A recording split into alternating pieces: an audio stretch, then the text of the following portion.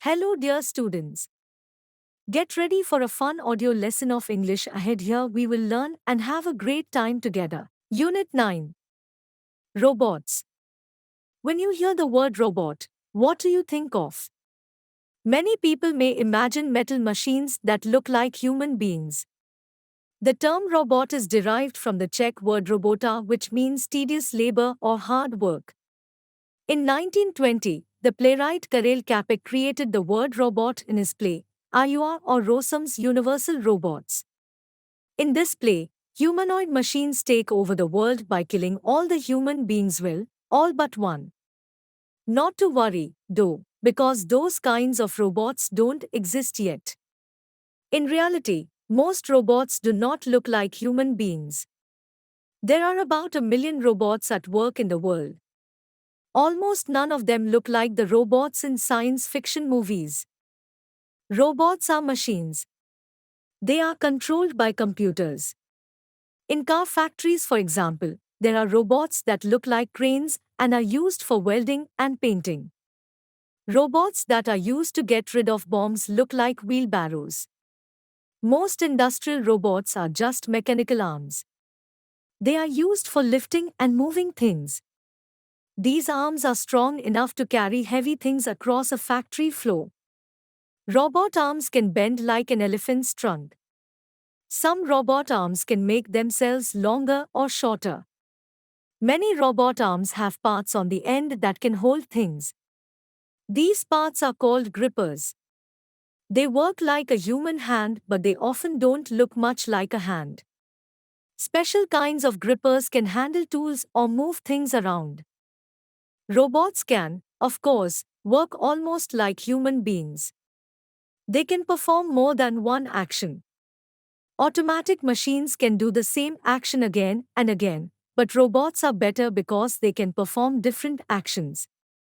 This is because they have a small computer inside them which functions as their brain. This tells them what to do. Some robot arms have sensors. These sensors tell the computer where the arm is.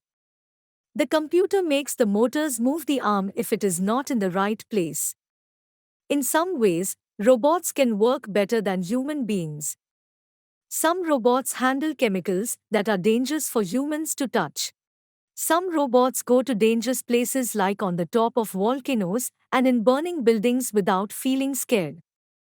Robots can go deep underwater to search for sunken ships or look for minerals from mines. Robots can move quicker than human beings, and they never get bored. Most robots are designed to do only one specific job. Robots have helped in exploring the Moon, Mars, and other planets. They find out what the planets look like and what they are made of. Robot rovers that look like little wagons have landed on the planet Mars. They roll around and examine the rocks and soil. Computer programmers write a program to give the robot a series of instructions for carrying out a task. For example, a program may tell a robot to pick up an object, do something with it, and then put it in the right place. The computer inside the robot has a memory which remembers these instructions.